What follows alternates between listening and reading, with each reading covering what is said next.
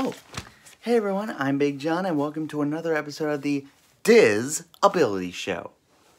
Now today I want to talk to you guys about character dining. Now, character dining right now is kind of different. Instead of you going up to meet your favorite characters right now because of COVID, some character dining things aren't even open right now, but the ones that are, they just have characters just roaming around the table and roaming around the restaurant, and when they do, guests must remain in their tables, which is very important to continue this whole social distancing thing, because we don't know how long this is going to last. Hopefully, we get to see the character dining experience that we all know and love return.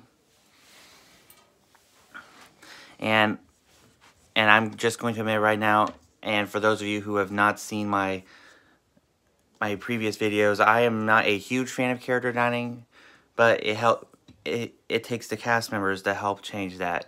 For those of you who recall, my very first uploaded Diz Ability tip about over a year ago that I filmed over at Shades of Green, when I talked about the day before, or then about how the waiter at Cinderella's royal table, Nabil, made me more comfortable by calling me His Royal Highness, and having the chef come out and talk to me and saying how he has a son with autism. It really helps this community out a lot, because there's always someone out there who knows the feeling. And if you're like me and you're not a fan of having the characters come too close to you, 1, tell a cast member. 2, find a good spot from a far distance to watch them. And 3, just enjoy your meal. So, that's my tip. Let me know in the comments if you have any questions on how to do Disney for people with disabilities, and I'll make sure it gets into a future episode. And now it's time for this week's Top 5. So, this week we're going to talk about, while we're on the subject, we're going to talk about my top 5 character dining experiences. So, coming in at number 5 was a character breakfast that we did back in 2009 at the Paradise Pier Hotel at Disneyland. It was very good. Nice way to start off the day. Hey, before going, I think that day we were either going into Disneyland or Disney's California Adventure. And it's really a nice, enjoying myself before a great day on Grizzly River Run. So that was good. All right, at number 4, Chef Mickey's at the Contemporary. Now, this is one of the most popular character dining things at Walt Disney World. It is open for breakfast, lunch, and dinner. And when we did it, I was a little nervous about the characters coming too close, but we talked to Rich, the character coordinator, and he made sure that they didn't come too close to me. So that is very good thing. So, all right, number 3. Coming in at number 3, Hollywood and Vine. I actually did this one twice. One time, when I was very little, we did it for my dad's birthday back in and again, back in 2014, when they started the Disney Junior characters. So that was something I had to put up with. But it was good. Nice meal, nice buffet, back when they had buffets. But now they do a family-style restaurant is what it's called.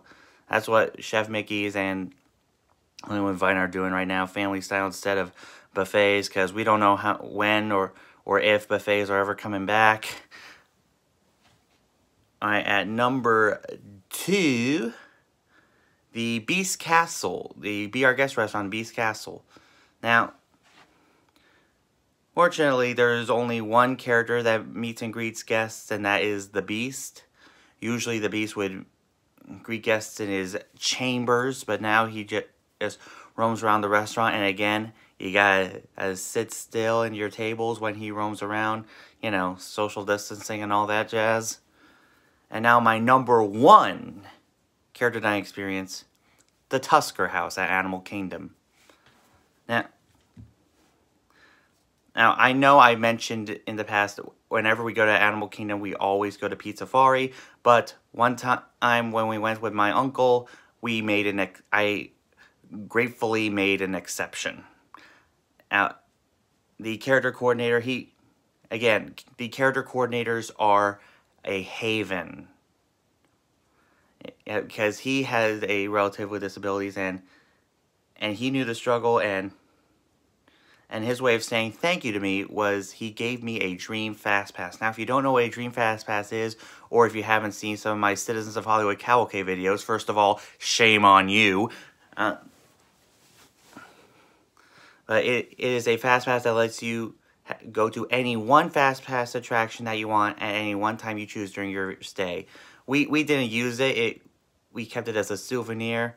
Of course, my sister was like, "You didn't use it?" So anyway, that's my top 5. Let me know in the comments what your favorite character dining experience is. And now, for those of you who've seen the news, you've heard that a certain classic attraction is getting a bit of a facelift. Yes, for those who don't know, Disney has announced that the Jungle Cruise is going to be given some major changes at both Disneyland and the Magic Kingdom. And I want to talk a bit about that. So, we'll say arrivederci to Trader Sam and the Headhunters, because they want the Jungle Cruise to be more cultural friendly. And I'm glad that they're making the river guides more part of the story, because they make the Jungle Cruise the Jungle Cruise. And